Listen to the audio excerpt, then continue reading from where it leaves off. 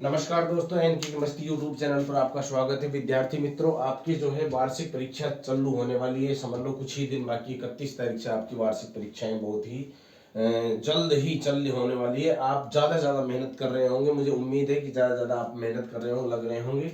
अब मैं आपको महत्वपूर्ण जो गणित की क्लास है उसके छोटे क्वेश्चन में आपकी बहुत ज़्यादा समस्या आती है, उन छोटे क्वेश्चनों को यहाँ पर मैं छोटे छोटे कॉन्सेप्ट आपको क्लियर करवाऊँ, क्योंकि आपको पता है छोटे क्वेश्चन हैं, कम से कम 23-24 तो छोटे छोटे क्वेश्चन ही आने वाले हैं। इसलिए वीडियो पर अंत तक बने रहें और वीडियो को लाइक करें, ज्यादा से ज्यादा अपने दोस्तों के साथ एक बार शेयर करके जरूर आए। अब देखते हैं छोटे छोटे क्वेश्चंस जो अति महत्वपूर्ण क्वेश्चंस हैं, एग्जाम पॉइंट ऑफ व्यू से एग्जाम में आए हुए क्वेश्चंस हैं।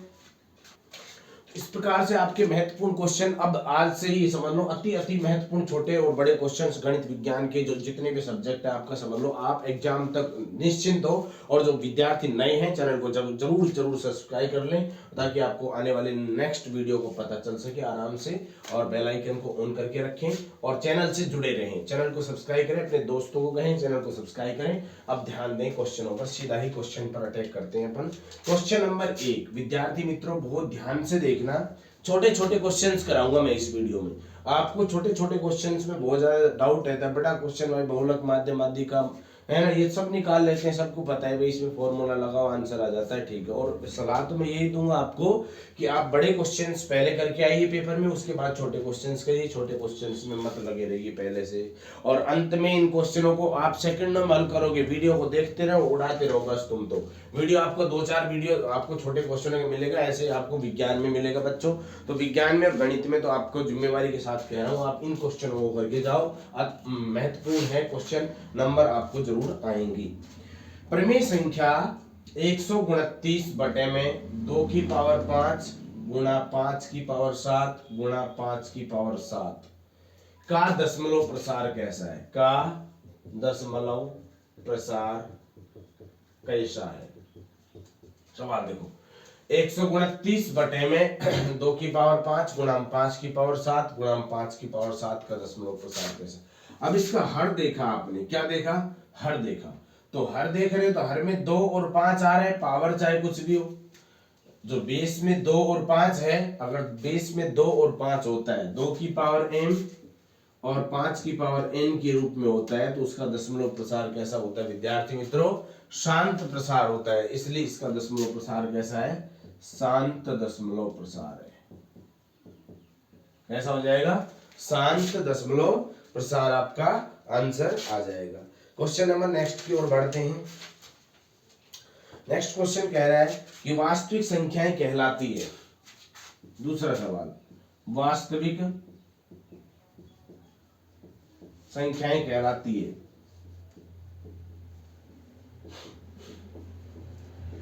तो वास्तविक संख्या किसे कहते हैं? जिसमें परिमेय भी हो और अपरिमेय भी हो, वो वास्तविक होती है बच्चों। वास्तविक संख्या क्या कहलाती है? जिसमें परिमेय संख्या भी हो और अपरिमेय भी हो, वो संख्याएं क्या कहलाती है? वास्तविक संख्याएं कहलाती है। तो अवास्तविक क्या कहलाएगी? जो परिमेय भी नहीं होनी चाहिए और अपरिमेय भी नहीं होनी चाहिए। अवास्तविक संख्या तो ये विद्यार्थियों, अंडर रूट के अंदर माइनस आ जाए जिसमें आयोटा लगता है, वो काल्पनिक संख्या होती है। वास्तविक संख्या क्या होती है? जिसमें परिमेय संख्या और अपरिमेय संख्या सभी शामिल हो, उन्हें वास्तविक संख्या के नाम से जाना जाता है। तो ये आपका आंसर आ गया। इसके एडिशनल क्वेश्चन और करा रहा हूं, देखिएगा। अगर पूछ ले अवास्तविक या काल्पनिक संख्या किसे कहते हैं? जो अंडर रूट के अंदर हो, नेगेटिव हो, या फिर ये कहें जो ना तो परिमेय हो और ना ही अपरिमेय हो, वो संख्या क्या कहलाएगी? काल्पनिक संख्या कहलाएगी। इसके बाद अगला क्वेश्चन आता है द्विघातीय समीकरण। क्वेश्चन नंबर 3 विद्यार्थियों, द्विघातीय समीकरण 3x² माइनस एक्स माइनस 4 के शून्य क्या होंगे? 1 नंबर का सवाल है, देख लो, इसका शून्य पूछ रहा है। तो तभी तो मैं आपको कह रहा हूं कि पहले आप है फोकस किस पे करना चाहिए, आप समझदार हो, जो है इस प्रकार के क्वेश्चनों पर आपको फोकस करना चाहिए। देखिए 4 3 12, तो 3 और 4 टुकड़े हो रहे हैं। देखो दो तरीके हैं विद्यार्थी, एक तो एमसीक्यू से अगर आप क्वेश्चन लाना चाहते हो तो वहां से आ जाएगा, एक यहाँ से अगर आप टुकड़े करते हो तो माइनस के 4x और प्लस के 3x ये टुकड़े होंगे, और -4 बराबर में 0। इन दोनों में कॉमन दिखाई भी दे रहा, क्या दिखाई दे रहा है, x कॉमन है तो 3x माइनस 4 हो जाएगा, इधर कॉमन 1 है तो इधर 3x माइनस 4 हो जाएगा, और बराबर में 0, तो क्या हो जाएगा 3x माइनस 4 इंटू में x प्लस में 1 बराबर में 0, तो 3x बराबर में 4, x बराबर में 4/3 हो गया एक तो, और एक x बराबर माइनस का 1, तो आपका आंसर क्या आ जाएगा -1,4/3, ये आपका आंसर मार्क कर दोगे, -1,4/3। नेक्स्ट क्वेश्चन छोटा, विद्यार्थी इसमें जरूर गड़बड़ करते हैं, बच्चे जरूर गड़बड़ करते हैं ऐसे सवालों में। क्या है, पिता की आयु वाले सवाल गड़बड़ा से जो है सौदा गड़बड़ हो जाता है, समझ से बाहर हो जाते हैं तुम्हारे। पिता की आयु पुत्र की आयु से 3 गुना है, बोल रहा है ऐसा, पिता की आयु है वो पुत्र से 3 गुना है। अब आपको ये तो पता ही है पिता बड़ा होता है, तो पिता को 3 से गुणा तो कर नहीं सकोगे, पिता को 3 से गुणा कर दोगे तो और बड़ा हो जाएगा, इसके बराबर कभी नहीं हो सकेगा। आगे कह रहा है यदि पिता की आयु x है, पिता की x है, तो ये बताओ ये छोटा होगा बड़ा होगा, छोटा होगा सर तो भाग में 3 दे देंगे, x भाग में 3, ये पुत्र हो गया। अच्छा साहब, तो कह रहे 5 वर्ष बाद पुत्र की आयु बताओ, 5 वर्ष बाद पुत्र की पूछिए तो पुत्र में 5 जोड़ देते हैं, ये आपका आंसर आ गया। बताओ, इससे सरल आप ऐसे ही करो सवाल को, पिता की आयु पुत्र की आयु संबंध दे रखा है कि पिता की आयु है पुत्र की आयु 3 गुना है, यानी कि 3 गुना बड़ा है, ठीक है साहब। अब पिता की आयु इसने x दे दी, पुत्र की नहीं दी इसने x, क्योंकि ये आपको थोड़ा कंफ्यूजन करेगा। तो पुत्र की आयु 3 दे देता, 3x पिता की आयु मान लेते हैं, पुत्र की आयु तो x प्लस 5 हो जाता सीधा ही 5 साल बाद। लेकिन इसने क्या किया, पिता की आयु x वर्ष दे दिया, तो पुत्र कितना होगा x/3, अभी ये इससे 3 गुना हो गया कि नहीं हुआ, तो अब इसकी 5 साल बाद आयु पूछिए तो +5 कर दो, ठीक है। और अगर मान लो ये पूछता है 5 साल पहले पूछ लेता है तो 5 माइनस कर दो, x/3 माइनस का 5, पहले पूछता है तो माइनस आएगा, बाद में पूछता है तो प्लस आएगा, इस बात का भी तुम थोड़ा सा ध्यान में रखा करो। नेक्स्ट क्वेश्चन आ रहा है, समीकरण 4x² माइनस 12x माइनस 9 बराबर 0 के मूलों की प्रकृति ज्ञात कीजिए, कि भाई इसके मूल कैसे होंगे, काल्पनिक होंगे, वास्तविक होंगे या आभासी होंगे। तो मूलों की प्रकृति के लिए आपके पास 3 फॉर्मूले हैं विद्यार्थियों। पहला फॉर्मूला ये आपका b² माइनस 4ac निकालो, अगर वो 0 आ रहा है तो मूल वास्तविक में समान होंगे। b² माइनस 4ac निकाला, अगर वो 0 से बड़ा आ रहा है तो वास्तविक में अलग अलग होंगे। अगर आप b² माइनस 4ac निकाल रहे हो और वो लेस देन 0 आ रहा है, लेस देन 0 मतलब 0 से छोटा आ रहा है, तो मूल काल्पनिक होंगे। इस स्थिति मूल कैसे होंगे, काल्पनिक। इस स्थिति में कैसे होंगे, वास्तविक, वास्तविक व भिन्न भिन्न। इस स्थिति में वास्तविक व समान, वास्तविक व समान होंगे, ठीक है।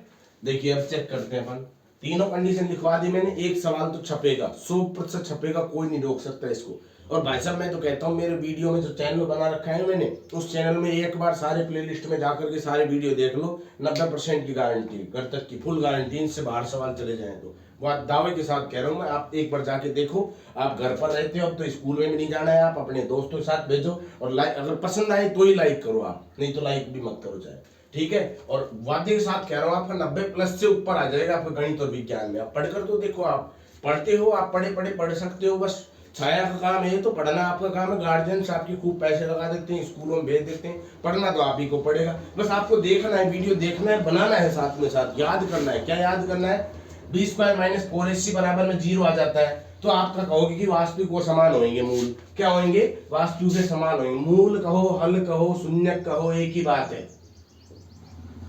सुन लो इधर, मूल कहो, हल कहो और शून्यक कहो, तीनों के तीनों एक ही बात होते हैं। b² माइनस 4ac निकाला, आपका 0 आ गया तो वास्तविक समान है। b² माइनस 4ac निकाला, वास्तविक अगर 0 से बड़ा आ गया तो वास्तविक और भिन्न भिन्न हो गया। b² माइनस 4ac निकाला, लेस देन 0 आया, लेस देन 0 का मतलब क्या होता है, माइनस में आ गया, तो समझ लो काल्पनिक है। चेक कर लेते हैं इधर, b² माइनस 4ac निकालोगे। अब जो कई विद्यार्थी थोड़े से जो कमजोर विद्यार्थी उनको b-a-b-c भी नहीं पता है, वो देख लो, आप आराम से देख लो, कोई दिक्कत नहीं है। ये आपका a है बेटा, ये b है और ये c होता है, ठीक है। abc मिल गया तो b का मान कितना है, -12 का स्क्वायर करोगे -4 एक की जगह 4 करोगे, सी की जगह -9 करोगे, करोगे कि नहीं करोगे? 12 का स्क्वायर 144 होता है, प्लस का होएगा पर, क्योंकि सम घात है ऊपर, माइनस माइनस प्लस बना देगी, और ये माइनस और ये माइनस प्लस हो जाएगा। 4 चौका 16, 16 नंबर 144, ये लो भाई, ये आ गया 288, 288 तो जीरो से बड़ा है, ग्रेटर देन जीरो, तो कौन सा रूल होएगा? सेकंड वाला, वास्तविक और भिन्न भिन्न पर टिक लगा दो, आराम से लगा दो, कोई दिक्कत नहीं है, ठीक है ना, वास्तविक और भिन्न भिन्न। इसके बाद नेक्स्ट क्वेश्चन पर आते हैं, क्वेश्चन नंबर 4 पर।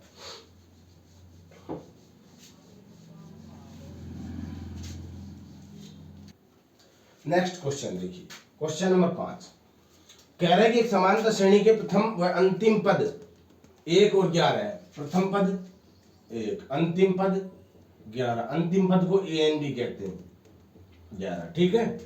इसके बाद में सवाल क्या कह रहा है, इनके पदों का योगफल 36 है। पदों का योगफल कितना है?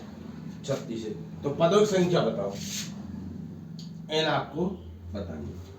तो आपका सवाल देखो, पहले तो सवाल छोटा है भाई, 1 नंबर का सवाल है, लंबा करने की कोई जरूरत नहीं है, समय नहीं मिलेगा, बता रहा हूं, 2.25 घंटे बहुत जल्दी चले जाएंगे अगर आप इनको बड़े बड़े सवालों से करने लग गए तो। एस एन बराबर में एन इंटू ए प्लस एल बटे में 2 होता है। सर हम तो एस एन बराबर ये लगाएंगे, लगा लेना बेटा, समय खराब होएगा, ये लगाओगे तब भी आंसर तो आ जाएगा, लेकिन एबीसीडी सवाल है तो छोटा सूत्र प्रयोग करना चाहिए, पर्सनल राय दे रहा हूं। ये आपका 36 है, एन आपका पता नहीं है, ये आपका 1 है, 11 आपका ये है, और बटे में 2।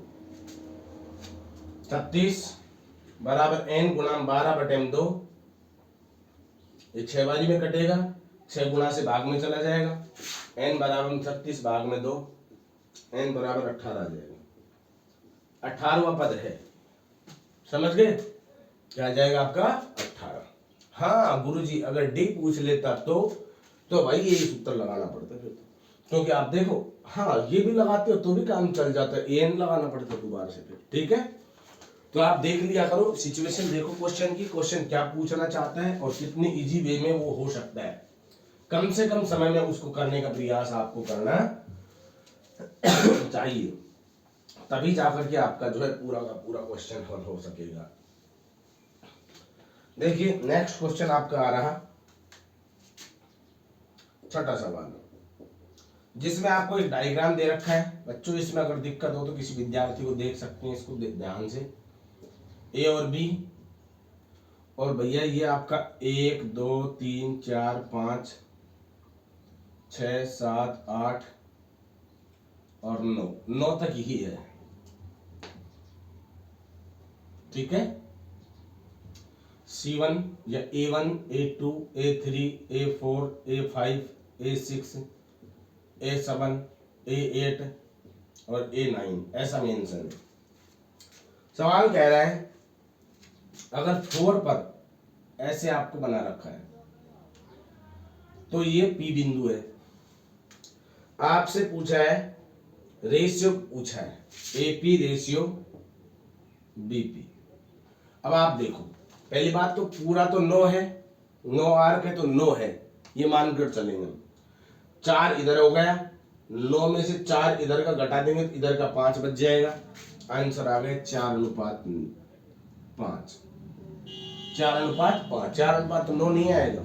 ये और देख लिया करो, इसमें कभी कभी आपको कंफ्यूजन कर सकता है, AP रेशियो AB पूछ सकता है, वैसे देख गए उसमें तो गलत हो गए तो गलती माना जाएगा। फिर अगर AP रेशियो AB पूछता है तब आपका आंसर आएगा 4:9। क्यों साहब 4:9 क्यों है? क्योंकि AP का जो हिस्सा है ये 4 है, BP का जो हिस्सा है वो 5 है, 4 और 5 जुड़ करके हो जाएगा 9, तो आंसर आ जाएगा 4:9। अगर यही सवाल आपसे पूछ लेता है AP रेशियो BP निकालो तो आपका आंसर क्या आ जाएगा? 4:5। अगर आपको कंफ्यूजन और करता है तो कैसे कर सकता है, BP रेशियो AP भी पूछ सकता है भाई। तो जो पूछा है उस पर विशेष ध्यान रखना पड़ेगा आपको, जो पूछा है आपको उस पर तो आपको विशेष ध्यान रखना पड़ेगा। तो इसका क्या आ जाएगा? 5:4 आपका आंसर आ जाएगा। समझ गए ना? तो ऐसे सवालों को ध्यान से पढ़ो और उसके बाद में उसको उत्तर देने की कोशिश करो। नेक्स्ट सवाल आपको 7वां दे रखा है, बिंदु A है, उसके निर्देशांक 4, -3 है, बी है उसका निर्देशांक 3, -2 है और सी है उसका निर्देशांक 2, 8 है। किसी त्रिभुज का शीर्ष हो तो वाई अक्ष से इसके केंद्र से दूरी ज्ञात करो। लो भाई साहब, कहते हो ना कि वाई अक्ष से इसके केंद्र। अब इस किसी विद्यार्थियों को अगर केंद्र ज्ञात नहीं करना आता तो ये सवाल नहीं कर सकेगा। सवाल मैं पूरा लिख देता हूं आपके सामने और आप करने का प्रयास करो, देखा कर सकते हो कि नहीं कर सकते हो। देखिए, ए बी सी एक त्रिभुज का शीर्ष है, एक त्रिभुज के शीर्ष है। इसके केंद्र से, कहां से, केंद्र से वाई अक्ष की दूरी ज्ञात करो। लो भाई साहब, ये सवाल है, केंद्र की वाई अक्ष से दूरी पूछ दे रहा है आपको, कैसे करोगे आप समझ लो, खुद समझ लो, समझदार हो। सबसे पहले जिन विद्यार्थियों को केंद्र ज्ञात नहीं करना आता तो वह सवाल नहीं कर सकता। तो सर केंद्र ज्ञात करना सिखा दो। देखिएगा, केंद्र ज्ञात करने के लिए फॉर्मूला होता है x1 + x2 + x3 बटे 3 और y का फॉर्मूला होता है y1 + y2। कभी नहीं पढ़ा होगा, आज पढ़ रहे हो। ये फॉर्मूला है, किसका है ये, केंद्र बिंदु के निर्देशांक। ये त्रिभुज है आपके पास, त्रिभुज के निर्देशांक है आपके पास, केंद्र का निर्देशांक आपको ज्ञात करना है तो आप ये सूत्र अप्लाई करो। केंद्र का निर्देशांक क्या करो, केंद्र के निर्देशांक का पता लग जाएगा अभी।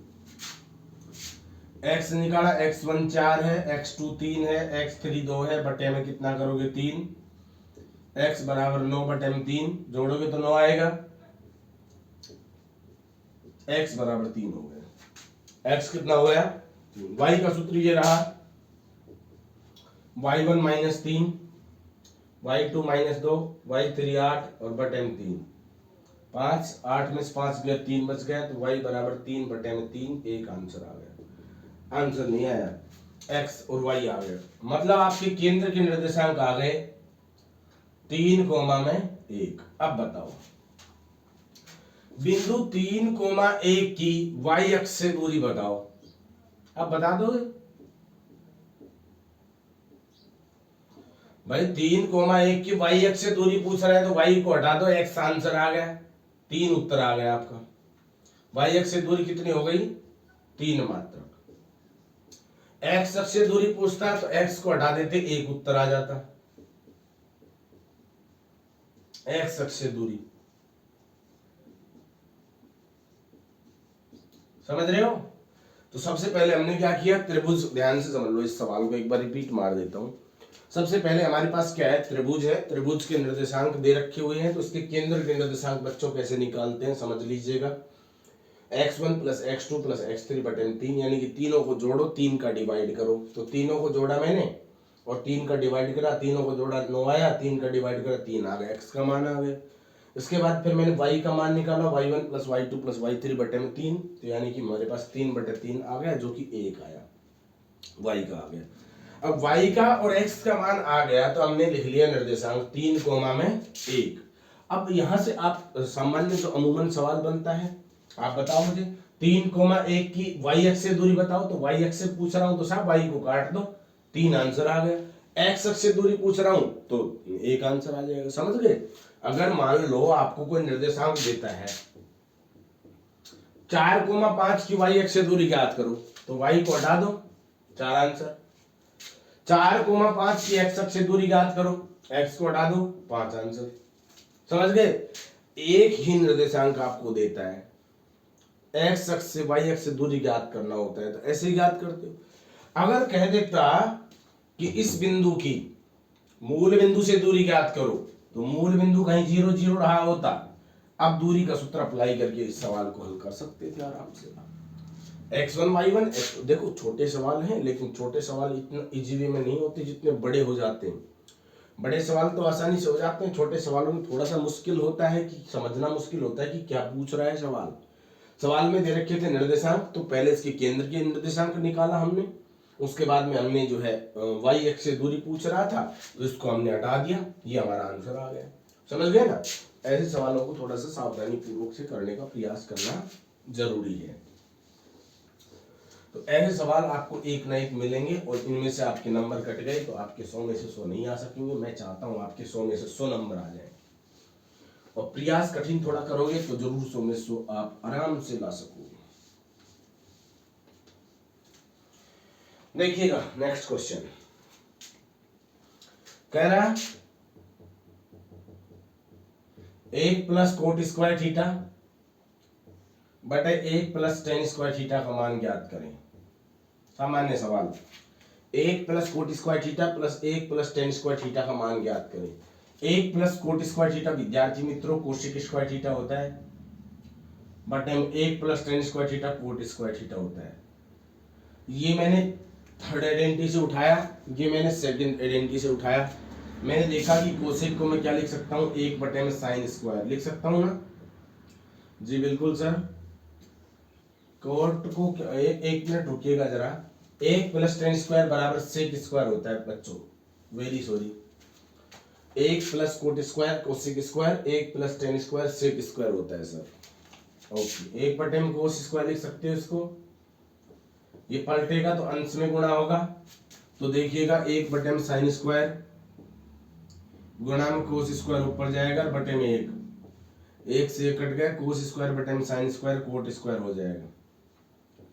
और ऑप्शन नंबर ए जो भी आपका ऑप्शन होगा उसके आप मार्क लगा दोगे, ठीक है। इसके बाद बढ़ते हैं आगे अगले सवाल पर।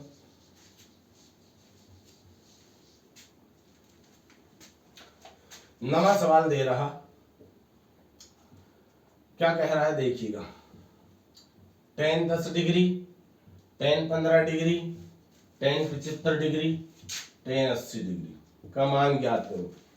अब देखो बच्चों, चूंकि ये सवाल MCQ है, मल्टीपल गिवन क्वेश्चन के हिसाब से है, तो आप इस सवाल को पूरा नहीं बनाओगे, मेरी राय है पूरा नहीं बनाओगे। आप क्या करोगे tan 15 से, और ये 90 कहाँ हो रहा है देखो, 75 और 15 में 90 हो रहा है, 1 आ गया। 10 और 80 में 90 हो रहा है, 1 आ गया। 1 गुणा 1 1 आंसर आ गया। एबीसीडी का सवाल है कि इसको इतना ही अहमियत दीजिए, इतना ही समय दीजिए। आप इसको बनाने लग गए तो 3 नंबर के सवाल में भी यही सवाल आ सकता है, 2 नंबर में भी आ सकता है। मान लो सर 2 नंबर में आ गए तो क्या करें, आ जाओ फिर इन दो में से या इन दो में से किसी को चेंज कर लो। tan 90 को क्या लिख सकते, इसको क्या लिख सकते हैं, 10 को हम 90 माइनस 80 जी सर। tan 15 को हम 90 माइनस कितना लिख सकते हैं 75। 90 में 75 घटाओगे तो 15 ही आएगा ना।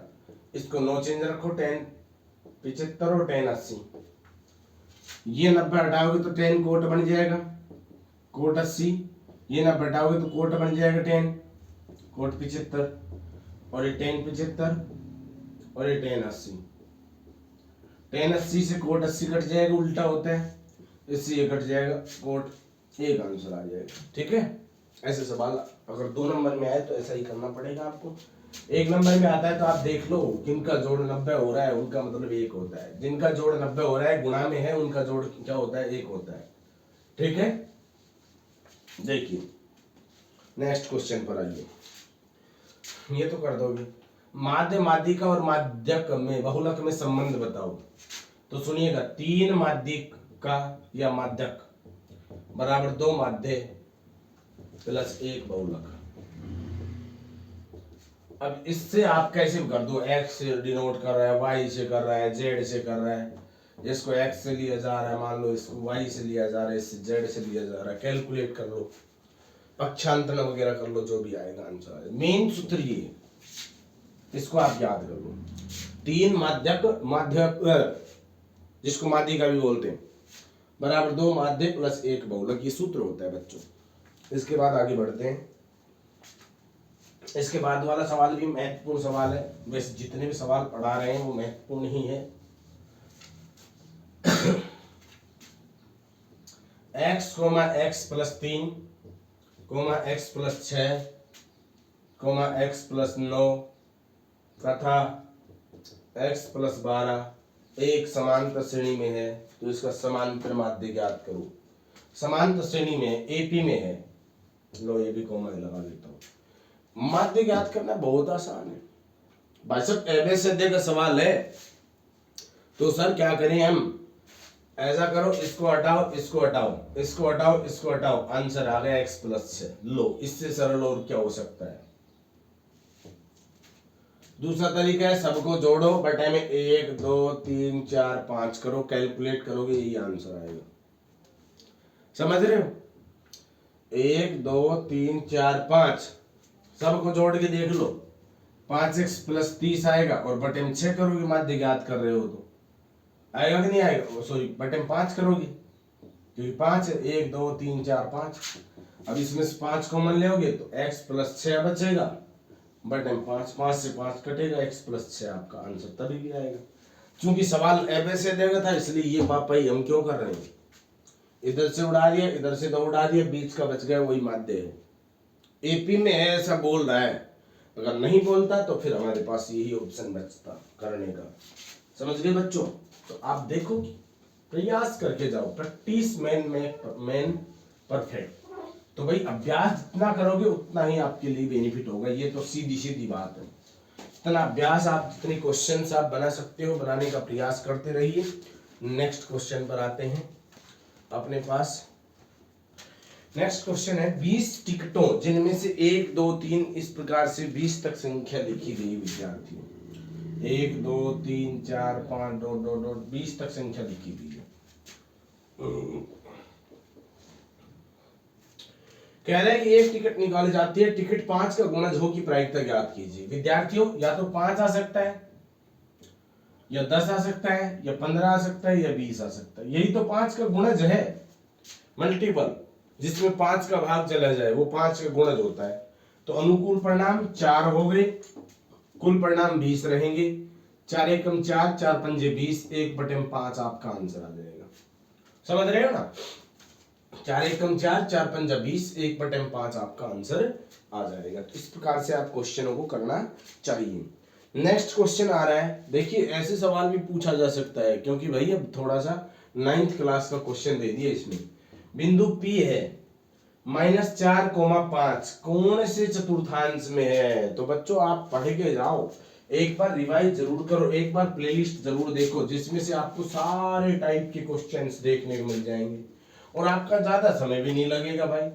अब आपके पास जितना समय है ना, उतना समय में आप देख सकते हो सारे, आपको सारे टाइप के क्वेश्चन। अब ये टाइप का क्वेश्चन है ना, मैंने करा रखा है, इसको बहुत बड़े तरीके से करोगे तो बहुत समस्या आएगी। 1 नंबर का सवाल है, तो आप कैसे करोगे देखिएगा, 4-5 सवाल एक ही में समझा देता हूँ मैं। ये वाला पहला चतुर्थांश होता है, दोनों प्लस होते हैं। सर कैसे याद करें, ये तो आपको याद, ये प्लस का, और ये माइनस का होता है, ये माइनस का होता है ना। तो पहले वाले में प्लस और प्लस, दूसरे वाले में माइनस और प्लस, तीसरे वाले में माइनस और माइनस, चौथे वाले में प्लस और माइनस। अब देखो, पहले माइनस है और फिर प्लस है, कौन से में है ये दूसरे में है, तो उत्तर क्या आ गया, सेकंड चतुर्थांश। क्या उत्तर आ गया, सेकंड चतुर्थांश। देखो सेकंडों में आंसर आया, सेकंड चतुर्थांश, आप टिक लगा दोगे। ये पहला वाला है, ये सेकंड वाला है, ये थर्ड वाला है, और ये फोर्थ वाला है। अब आपके पास अगर मैं पूछता हूं, चलो मैं पूछता हूं -4, -6 कौन सी चतुर्थांश में है, टप दिन बता दोगे आप, कौन से में साहब, तीसरे में, टप दिन टिक लगाया होगी। आपके पास अगर दे रखा है 4, -3 कौन से चतुर्थांश में, तो आप टिक लगाओगे, तुरंत प्रभाव से चौथे चतुर्थांश में टिक लगाओगे, क्योंकि पहला वाला आपका प्लस है, दूसरा वाला माइनस है। और आपने अगर देख लिया 3, 4 कौन से चतुर्थांश में, आपने देखा कि आप दोनों ही प्लस के, तो पहले चतुर्थांश में आप इसको हल कर सकते हो। हाँ, विशेष बच्चों ये ध्यान रखना है, और गड़बड़ कर देते हैं बच्चे। सही बात है, 1 2 3 4 नहीं बेटा, गलत हो जाएगा, 100% गलत होगा। ये सोच रहे पहला ये, दूसरा ये, तीसरा ये, चौथा ये, भाई साहब गलत कर आओगे तुम तो। ऐसे चलो एंटी क्लॉकवाइज चलना हमेशा कैसे है गणित में, यहां लिख देता हूं, चलना हमेशा गणित में कैसा है, एंटी क्लॉकवाइज, एंटी क्लॉकवाइज। ये ध्यान रखने की बात है, चलना हमेशा आपको गणित में एंटी क्लॉकवाइज, चाहे तो ये क्वेश्चन हो, चाहे तो और क्वेश्चन हो। देखो पहला चतुर्थांश ये, दूसरा ये है, तीसरा ये, चौथा ये, एंटी क्लॉकवाइज चला ना, घड़ी ऐसे चलती है, आप ऐसे चलो, घड़ी की दिशा की उल्टा। अगर आपके पास 3 निर्देशांक दे दिए, 3,4, 4,5 और 2,3 ये दे दिए, और एक बच्चे ने क्या किया, 3,4 और 4,5 और 3 को 2,3 ये लिख दिया भाई साहब, गलत आएगा उसको उत्तर। 100% बड़ा सवाल भी गलत करेगा। अब ये तो छोटा सवाल था, ये बड़ा सवाल भी गलत कर देगा अगर ऐसे कर दिया तो। दूसरा कैसे करें, एंटी क्लॉकवाइज चलो, पहले ये था ये रख दिया, फिर ये है तो इसको है ना, इसको आप यहाँ नहीं लिख सकते हो, गलत हो जाएगा ये, इसको आप यहाँ लिखिएगा 4,5, फिर तीसरा वाला 2,3, इसको यहाँ लिखिएगा 2,3। समझ गए, एंटी क्लॉकवाइज चलना है, घड़ी की दिशा के विपरीत चलना है। इसलिए वीडियो को ज्यादा ज्यादा शेयर करें, लाइक करें अगर पसंद आया है तो, और प्लेलिस्ट में जाकर जरूर देखें। और आने वाली वीडियो पर आपको बढ़िया बढ़िया क्वेश्चन जो एग्जाम में आएंगे भाई साहब, अभी तक भी आपने कुछ नहीं पढ़ा तो अभी भी पढ़ लो। मैं कह रहा हूँ कि ये वीडियो भी देख लोगे तो भी आपकी कम से कम डिक्टेशन मार्क नंबर आ सकते हैं। थैंक यू सो मच, मिलते हैं अगले वीडियो में। वीडियो को लाइक करिए, सब्सक्राइब करना ना भूलें।